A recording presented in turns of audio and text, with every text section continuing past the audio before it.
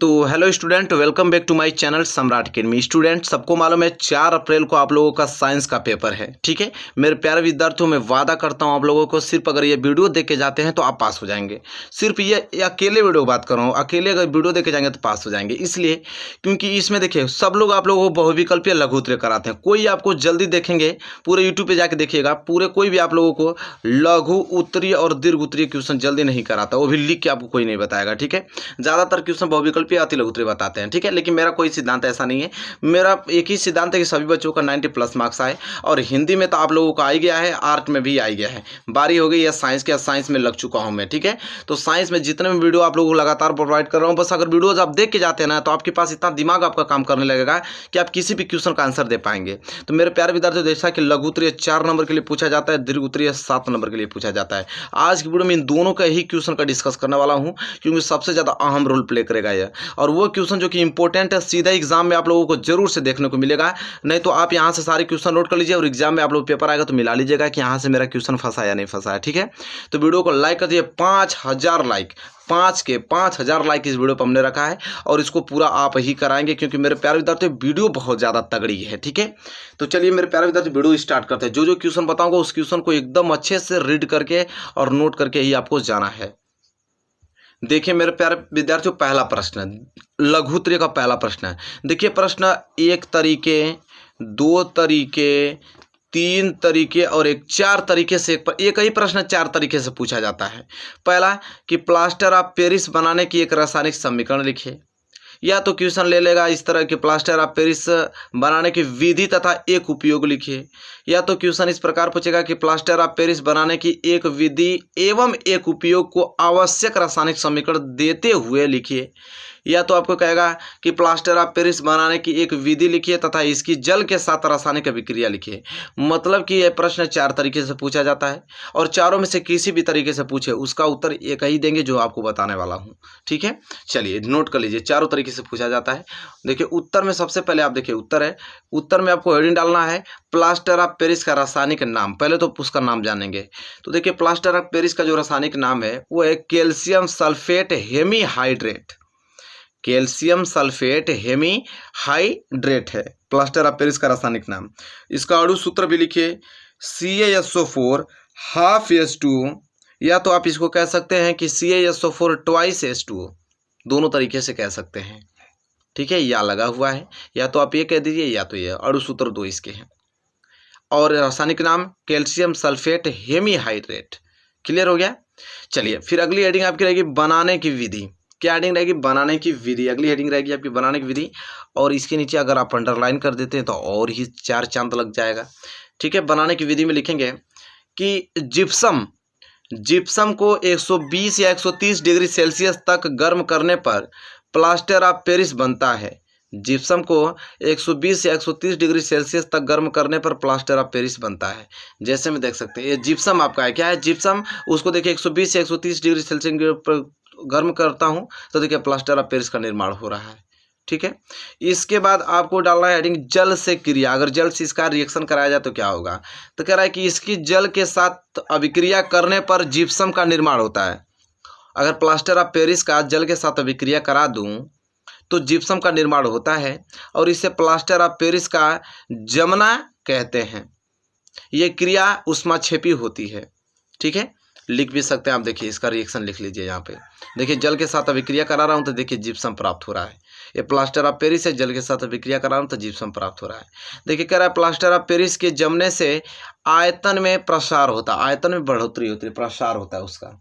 ठीक है, चलिए यहाँ तक क्लियर हो गया आप लोगों को, कोई डाउट नहीं। अब इसका उपयोग लिखेंगे। अब अगली हेडिंग आपकी रहेगी जो वो रहेगा उपयोग, यूजेज। तो प्लास्टर ऑफ पेरिस के उपयोग निम्नलिखित हैं। क्या क्या? तो पहला इसका उपयोग है कि इसका उपयोग टूटी हुई हड्डियों को जोड़ने के लिए प्लास्टर चढ़ाने में किया जाता है। दूसरा, इसका उपयोग सजावटी सामान, मूर्तियां व खिलौने के निर्माण में किया जाता है। अब पूरा का पूरा पोर्शन जो है कंप्लीट हो गया। ठीक है, चलिए दूसरा प्रश्न जो कि आपको याद करके जाना है, यह प्रश्न वेरी वेरी मोस्ट इंपोर्टेंट है कि हाइड्रोजन आयन सांद्रण से क्या तात्पर्य है? उदासीन विलयन में हाइड्रोजन आयन सांद्रण का मान कितना होता है। या तो प्रश्न देखिए इस प्रकार भी पूछा जाता है कि पीएच की परिभाषा दीजिए और इसका हाइड्रोजन आयन से क्या संबंध है। या तो कभी कभी प्रश्न इस प्रकार पूछता है कि पीएच मूल्य क्या है, हमारे दैनिक जीवन में इसका क्या महत्व है समझाइए। बहुत ज़्यादा इंपॉर्टेंट, तीनों तरीके से प्रश्न पूछे जाएगा, आप उत्तर एक ही दोगे। क्या दोगे मैं बता रहा हूँ। तो देखिए उत्तर क्या लिखेंगे इसका कि हाइड्रोजन आयन सांद्रण को प्रायः ग्राम आयन प्रति लीटर अर्थात मोल प्रति लीटर में प्रदर्शित करते हैं।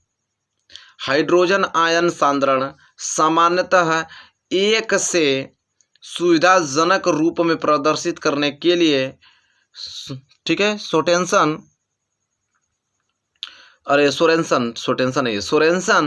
नामक वैज्ञानिक ने, सोरेनसन एक वैज्ञानिक थे, उनका नाम था सोरेनसन नामक वैज्ञानिक ने सन 1909 में एक नई पद्धति का प्रयोग किया जिसे पीएच पद्धति या पीएच स्केल कहते हैं।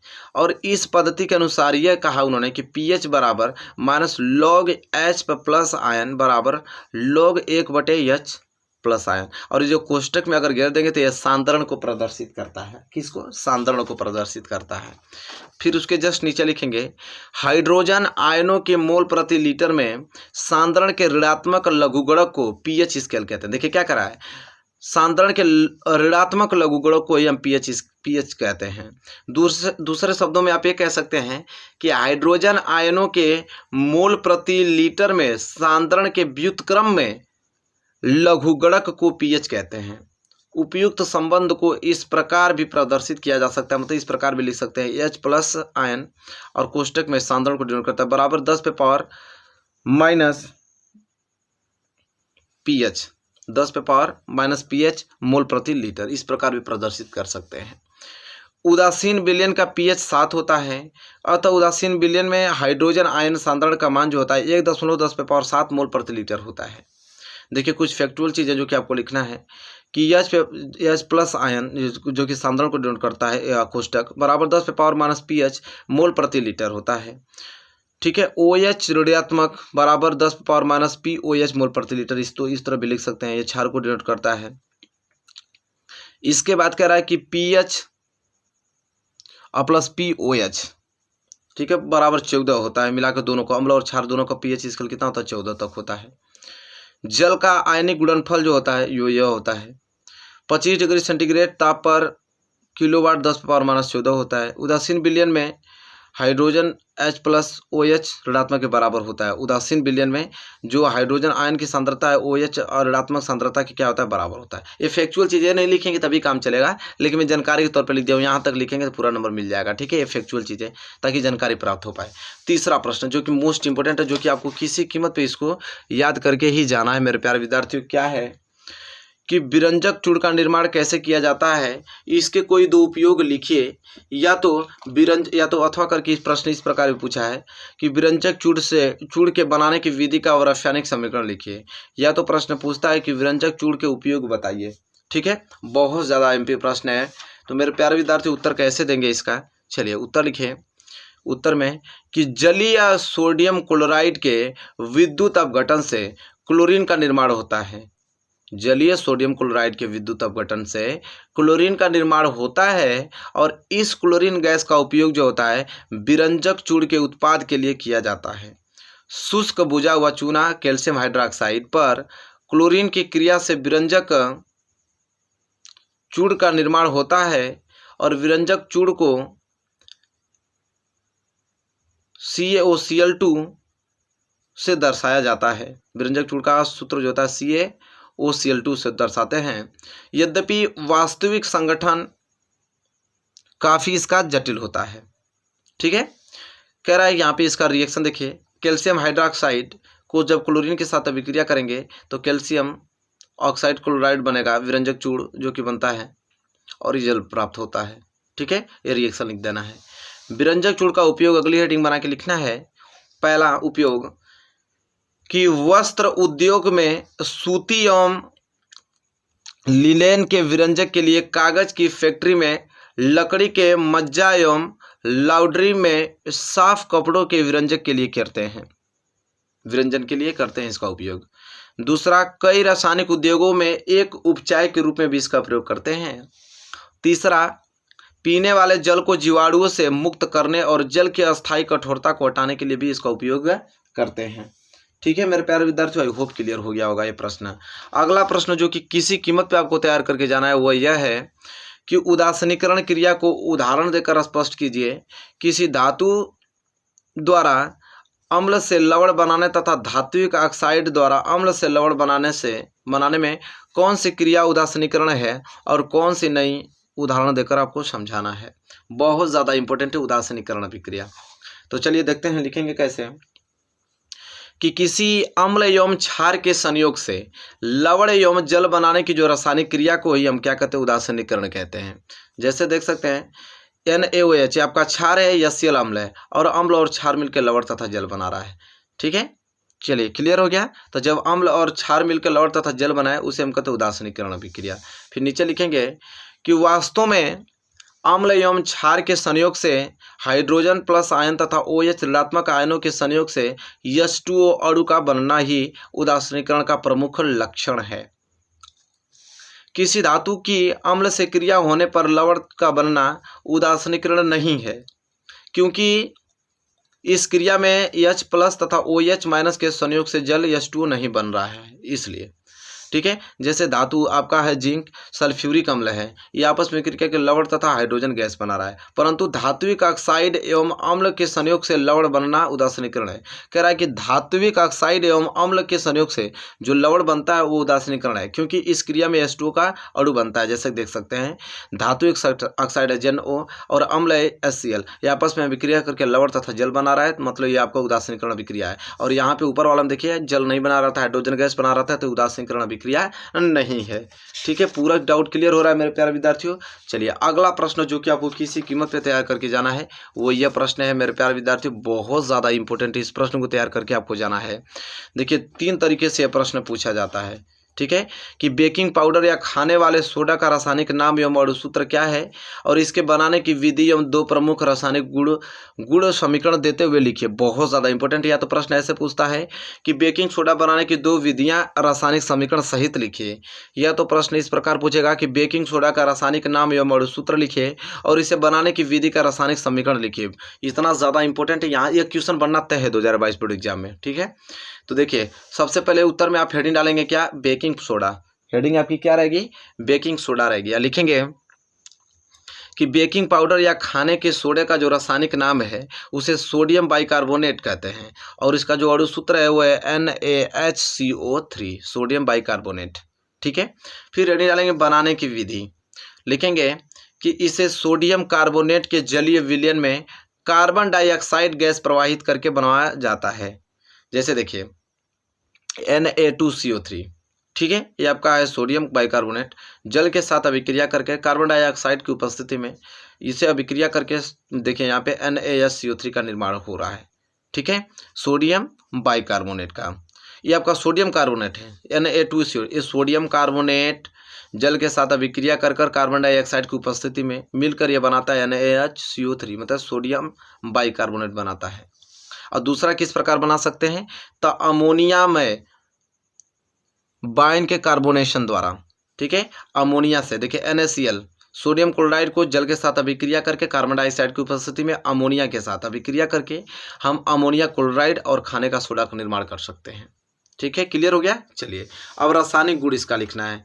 रासायनिक गुण में पहला लिखिए 100 सेंटीग्रेड सेल्सियस तक गर्म किए जाने पर यह विच्छेदित होकर सोडियम कार्बोनेट में बदल जाता है। देखिए NaHCO3, ये आपका है आपका सोडियम बाइकार्बोनेट। अब सोडियम बाइकार्बोनेट को अगर 100 डिग्री सेल्सियस तापमान पर गर्म करेंगे तो ये आप लोगों का Na2CO3 में टूट जाएगा। ठीक है, क्लियर हो गया। और किस में टूट जाएगा आप लोगों का, और H2O में पानी में टूट जाएगा और CO2 में टूट जाएगा। क्लियर आप लोगों को। चलिए इसके बाद कह रहा है कि दूसरा, यह अम्लों से क्रिया करके सोडियम लवण बनाता है तथा कार्बन डाइऑक्साइड गैस मुक्त करता है। ये अम्लों से क्रिया करके देखिए NaHCO3। ठीक है, यहाँ पे सोडियम बाइकार्बोनेट जो है अम्लों के साथ अभिक्रिया करके, ठीक है, देखिए कार्बन डाइऑक्साइड जल बना रहा है और NaCl बना रहा है। ठीक है, क्लियर है आप लोगों को। चलिए यहाँ तक आप लोगों को अच्छे तरीके से लिख देना है। तो मेरे प्यारे विद्यार्थियों, ये 5वां प्रश्न था। आई होप क्लियर हो गया होगा। तो यह लघु उत्तरीय प्रश्न हम लोग देखें जो कि 4-4 नंबर के लिए पूछे जाते हैं और इसे आपको किसी कीमत पे तैयार करके ही आपको एग्जाम में पहुंचना है। अब हम देखेंगे मेरे प्यारे विद्यार्थियों दीर्घ उत्तरीय महत्वपूर्ण प्रश्न जो कि 7 नंबर के लिए पूछा जाता है। चलिए देखिए, दीर्घ उत्तरीय महत्वपूर्ण प्रश्न वेरी वेरी मोस्ट इंपॉर्टेंट है और इसको किसी कीमत पे तैयार करके आपको जाना है। क्या है पहला जो कि दीर्घ उत्तरीय है, मेंडल के नियमों को उदाहरण सहित व्याख्या कीजिए। बहुत ज्यादा इंपॉर्टेंट है, मेंडल के नियमों को उदाहरण सहित आपको व्याख्या करना है। 7 नंबर के लिए प्रश्न आता है। हेडिंग डालेंगे जो मेंडल का नियम है, आनुवंशिकता का नियम उन्होंने दिया था, तो हेडिंग डालेंगे आनुवंशिकता और लिखेंगे क्योंकि मेंडल का नियम यही है, आनुवंशिकता नियम उन्होंने दिया था कि जीवों को सभी लक्षण अपने जनकों से प्राप्त होते हैं। इन लक्षणों को आनुवंशिक लक्षण कहते हैं और ये आनुवंशिक लक्षण जनक से उसकी संतति में जाते रहते हैं। इन लक्षणों को वंशागति एक पीढ़ी से दूसरे पीढ़ी में होती है और इस प्रक्रिया को आनुवंशिकता कहते हैं। जैसे मनुष्य की संतान मनुष्य, बिल्ली की संतान बिल्ली, हाथी की संतान हाथी ही होती है। मेंडल ने मटर के पादप में संकरण कराया और अपने परिणामों के आधार पर वंशागति के महत्वपूर्ण निष्कर्ष निकाले। मेंडल के बाद डी व्रीज, कार्ल्स कारेंस तथा एरिक वान शेरमार्क ने मेंडल के किए गए कार्य की पुष्टि की और मेंडल के इन निष्कर्षों को ही हम मेंडल के आनुवंशिकता के नियम कहते हैं। देखिए, मेंडल के आनुवंशिकता के नियम, मेंडल ने अपने प्रयोगों के आधार पर निम्नलिखित 3 नियम उन्होंने दिया था। कितने नियम? 3 नियम दिया था। इन नियमों को मेंडल के आनुवंशिकता नियम भी कहते हैं। पहला उन्होंने दिया था प्रभाविता का नियम, दूसरा पृथक्करण या युग्मकों की शुद्धता का नियम और तीसरा स्वतंत्रता अपयुवहन का नियम उन्होंने दिया था। ठीक है, चलिए एक एक नियम को हम लोग आराम से देखेंगे। यहाँ पे सबसे पहले हम किस नियम को देखेंगे मेरे प्यारे विद्यार्थियों? तो सबसे पहले हम लोग देखेंगे यहाँ पे सबसे पहले प्रभाविता का नियम उनका देखेंगे। देखिए यहाँ पे प्रभाविता का नियम, उनका प्रभाविता का नियम उन्होंने क्या क्या कि इस नियम के अनुसार परस्पर विपरीत लक्षणों वाले पादपों में संकरण करने पर F1 पीढ़ी संतति में प्रदर्शित लक्षण प्रभावी लक्षण होते हैं और जो लक्षण प्रदर्शित नहीं होते हैं वे अप्रभावी लक्षण कहलाते हैं। ये प्रभाविता का नियम उनका था। ठीक है, दूसरा पृथक्करण या युग्मकों की शुद्धता का नियम। पृथक्करण नियम क्या है कि इस नियम के अनुसार किसी जीन युग्म के अवयव युग्मक निर्माण के समय एक दूसरे से पृथक हो जाते हैं और एक युग्म में जीन युग्म का एक जीन पहुंचाता है और इसे युग्मकों की शुद्धता का नियम भी कहते हैं। ठीक है, चलिए तीसरा है स्वतंत्रता अपयुहन का नियम। उन्होंने क्या कहा कि जब 2 या 2 से अधिक असंबंधित वाले पादपों के मध्य संकरण कराया जाता है तो उनके जीन जो है युग्म के कारकों का पृथक्करण एवं अपव्यूहन स्वतंत्र रूप से होता है, अर्थात यह स्वतंत्रता रूप से पृथक होकर जनकों के अन्य किसी भी लक्षण के साथ संयोग न बताते हुए संतानीय पीढ़ियों में जाते हैं। तो देखिए उनका 3 नियम था, तीनों नियम हमने आप लोगों को बता दिया। तो मेंडल के नियमों को उदाहरण के द्वारा सहित स्पष्ट कीजिए। 7 नंबर के लिए प्रश्न आता है और प्रश्न बहुत ज़्यादा इंपॉर्टेंट है, इसको किसी कीमत पे आपको तैयार करके ही बोर्ड एग्जाम में पहुंचना है मेरे प्यारे विद्यार्थियों। अगला प्रश्न जो कि आपको तैयार करके जाना है वो है कि जैव विकास की परिभाषा दीजिए। बहुत ज़्यादा इंपॉर्टेंट है कि जैव विकास की परिभाषा दीजिए तथा 2 ऐसे परमाणु की व्याख्या कीजिए जो जैव विकास को प्रमाणित करें। देखिए बहुत ज़्यादा इंपॉर्टेंट है क्वेश्चन, ठीक है, जो कि तैयार करके आपको किसी कीमत पे जाना है।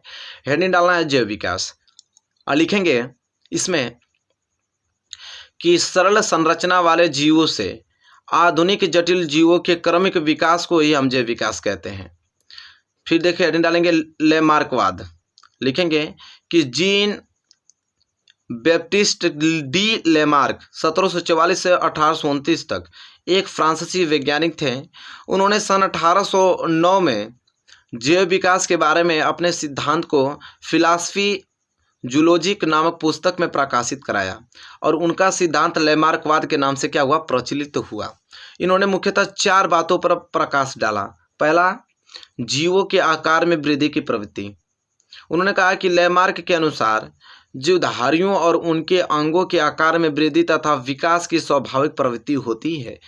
ठीक है, और दूसरा वातावरण का सीधा प्रभाव। उन्होंने कहा कि वातावरण के परिवर्तन के अनुसार जीव जो है स्वयं को अनुकूल बनाने के लिए अपने शरीर की संरचना और आदतों में परिवर्तन कर लेते हैं। ठीक है। और तीसरा उन्होंने दिया कि अंगों का उपयोग और अनुप्रयोग। उन्होंने कहा कि वातावरण के प्रभाव के फलस्वरूप जो जीवधारी अपने अंगों का उपयोग अथवा अनुप्रयोग करते हैं, उपयोग में आने वाले अंग अधिक विकसित होने लगते हैं और इसके विपरीत उपयोग में न आने वाले अंगों का धीरे धीरे ह्रास होने लगता है और अंत में वे लुप्त हो जाते हैं या अवशोषी अंगों के रूप में पाए जाते हैं।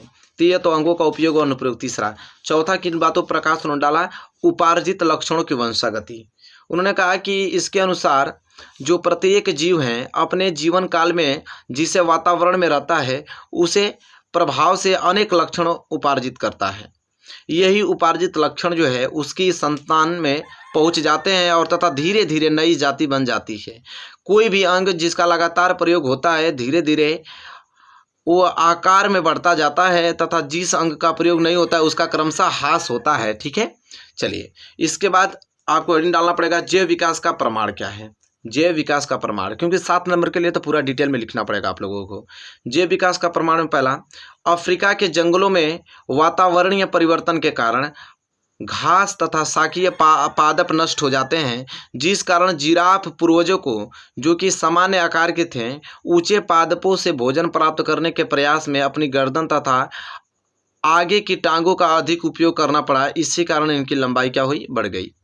दूसरा, उन्होंने कहा कि रेंगकर चलने के कारण सांपों में पादों की अनुपयोगिता के कारण यह लुप्त हो गए।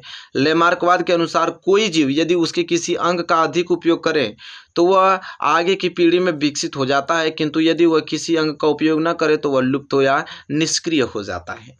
तो मेरे प्यारे विद्यार्थियों, जैव विकास की परिभाषा दीजिए, 2 ऐसे प्रमाणों की व्याख्या कीजिए जो जैव विकास से प्रमाणित हो। यही प्रश्न था ना। ये प्रश्न बहुत ज़्यादा इंपॉर्टेंट है और किसी कीमत पे आपको इसे तैयार करके ही आप लोगों को जाना है। ठीक है। चलिए, अगला प्रश्न बात करेंगे जो कि आपको किसी कीमत पे याद करके जाना है। अगला प्रश्न क्या है? वह यह है, वाष्पोत्सर्जन की परिभाषा लिखिए और उसके प्रमाणित और मतलब उसके प्रभावित करने वाले केवल 4 कारकों का उल्लेख कीजिए। बहुत ज़्यादा इंपॉर्टेंट है कि वाष्पोत्सर्जन की परिभाषा लिखना है और उसको प्रभावित करने वाले केवल 4 कारकों का उल्लेख लिखना है। सबसे पहले आप हेडिंग क्या डालेंगे? वाष्पोत्सर्जन। हेडिंग क्या रहेगी आपकी? वाष्पोत्सर्जन लिखेंगे कि पादपों के वायवीय भागों से वाष्प के रूप में होने वाली जलहानि को वाष्पोत्सर्जन कहते हैं। वाष्पोत्सर्जन को प्रभावित करने वाले वातावरणीय कारक जो है वो निम्न है। क्या है? पहला आपका है वायुमंडलीय आर्द्रता। वायुमंडलीय आर्द्रता, और लिखेंगे इसमें कि वायु की आर्द्रता बढ़ने से जो वाष्पोत्सर्जन की दर है कम हो जाती है और आर्द्रता घटने से वाष्पोत्सर्जन की दर बढ़ जाती है। दूसरा है वायु की गति। कह रहा है कि इसकी गति जितनी अधिक होगी वाष्पोत्सर्जन की दर भी उतनी ही अधिक होगी, लेकिन तेज हवा चलने पर जो पर्णरंध्र होते हैं वो बंद हो जाते हैं और वाष्पोत्सर्जन की दर क्या होती है? कम हो जाती है। तीसरा, तापमान।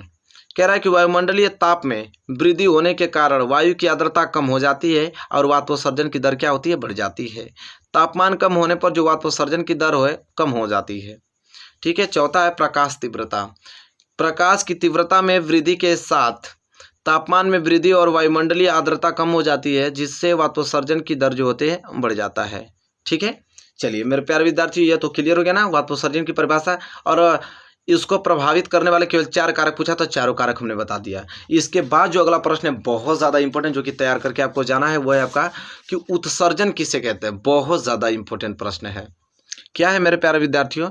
उत्सर्जन किसे कहते हैं और मनुष्य के शरीर में कौन कौन से उत्सर्जी अंग पाए जाते हैं? बहुत ज़्यादा इंपॉर्टेंट है। उत्तर में सबसे पहले आप हेडिंग उत्सर्जन ही डालेंगे और लिखेंगे कि जैव प्रक्रम जिसके हानिकारक उपापचयी वज्र पदार्थों का निष्कासन होता है उत्सर्जन कहलाता है, तथा उत्सर्जन को कार्यान्वित करने वाले अंग जो है उत्सर्जित अंग कहलाते हैं। कह रहा है कि मनुष्य के शरीर में उत्सर्जन अंग निम्न है। कौन कौन? एक तो पहला वृक्क जिसे किडनी कहते हैं। कह रहा है यह मुख्य उत्सर्जित अंग है और यह हानिकारक पदार्थों को रुधिर से छानकर पृथक कर लेते हैं तथा इन्हें मूत्र के रूप से मूत्र के रूप में क्या करते हैं? बाहर निकाल देते हैं। कौन? वृक्क। किडनी का कार्य यह होता है। त्वचा क्या करता है? स्किन। यह उत्सर्जित पदार्थों को पसीने के रूप में मुक्त करती है और लीवर क्या करता है, यकृत। यह उपापचय के फलस्वरूप बने हानिकारक पदार्थों को कम हानिकारक पदार्थों में बदलकर उत्सर्जन में सहायता करता है और मनुष्य में यकृत अमोनिया को यूरिया में बदलता है। तो ये तो आपका लीवर हुआ। और फेफड़ा, लंग्स क्या करता है कि ये कार्बन डाइऑक्साइड का उत्सर्जन करता है, मतलब यह CO2 का उत्सर्जन करता है। ठीक है, चलिए मेरे प्यारे विद्यार्थियों, आई होप आपको क्लियर हो गया होगा। देखिए मेरे प्यारे विद्यार्थियों, इतना सारा मोस्ट इंपोर्टेंट क्वेश्चन हमने बताया जो कि बहुत ही ज़्यादा मोस्ट इंपोर्टेंट था। ठीक है मेरे प्यारे विद्यार्थियों, यहाँ से क्वेश्चन बनना तय है। ठीक है, देखिए यह प्रश्न आप लोगों का, ये प्रश्न और बना देता हूँ मैं आप लोगों को। ये प्रश्न बहुत ज़्यादा इंपॉर्टेंट है कि परागण क्या है, यह कहाँ पाए जाते हैं, विभिन्न प्रकार के परागणों का उल्लेख कीजिए। कह रहा है कि परागण क्या, बहुत ज़्यादा इंपॉर्टेंट है। उत्तर लिखेंगे कि पादप में परागण नर युग्मक होते हैं और यह पुंकेसर के फूले हुए भाग परागकोश में पाए जाते हैं। परागण मुख्य रूप से 2 प्रकार का होता है। पहला आपका स्वपरागण होता है। स्वपरागण किसे कहते हैं कि किसी पादप के पुष्प के परागकण उसी पुष्प के वर्तिकाग्र पर या उस पादप के किसी अन्य पुष्प के वर्तिकाग्र पर अथवा कायिक जनन द्वारा तैयार किए गए उसी जाति के किसी अन्य पादप के पुष्प के वर्तिकाग्र पर पहुंचने की क्रिया को स्वपरागण कहते हैं। और दूसरा होता है परपरागण। परपरागण क्या है कि जब एक पुष्प के परागकण लैंगिक जनन द्वारा उत्पन्न उसी जाति के अन्य पादप के वर्तिकाग्र पर विभिन्न माध्यमों में पहुंचते हैं तो इसी पर परपरागण कहते हैं। मतलब इसे परपरागण कहते हैं। और परपरागण कीटों द्वारा, वायु द्वारा और जल द्वारा और जंतुओं के माध्यम से होता है।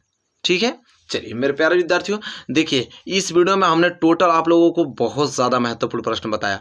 अगर ये वीडियो आप देखें तो इस वीडियो से ही आप पास हो सकते हैं एग्जाम में, साइंस में। हालांकि मैं तो आप लोगों को 90% लाना चाहता हूं, सोचता हूं कि सभी लोगों को 90% आ जाए। जिस प्रकार हिंदी और आर्ट का पेपर गया उसी प्रकार साइंस का भी जाए। तो मेरे प्यारे विद्यार्थी, वीडियो आपको कैसी लगी बताइए कमेंट कर। वीडियो आपको पसंद आई हो तो प्लीज़ लाइक कीजिए और चैनल पर नया है तो चैनल को सब्सक्राइब करके बेल आइकन को प्रेस कर लीजिए। मिलेंगे एक प्यारे से नेक्स्ट वीडियो में, तब तक के लिए धन्यवाद।